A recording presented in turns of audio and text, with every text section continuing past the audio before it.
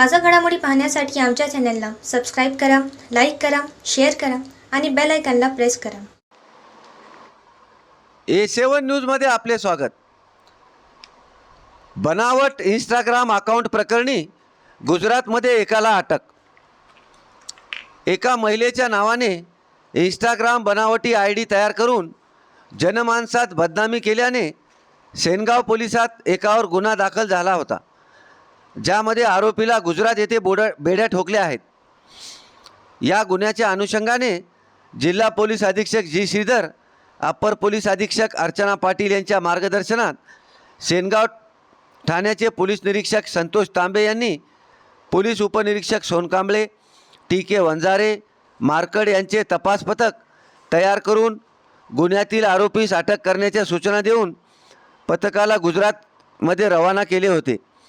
या पथकाने सायबर सेलच्या हिंगोली तांत्रिक विश्लेषणाच्या मदतीने आरोपीस मोठा बोरसा तालुका जिल्हा सुरत गुजरात येथून ताब्यात घेतले.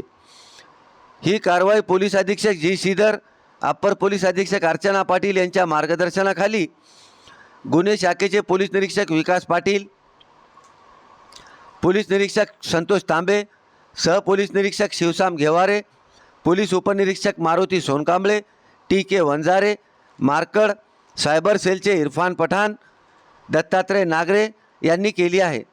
A7 न्यूजसाठी अनिस अहमद, हिंगोली.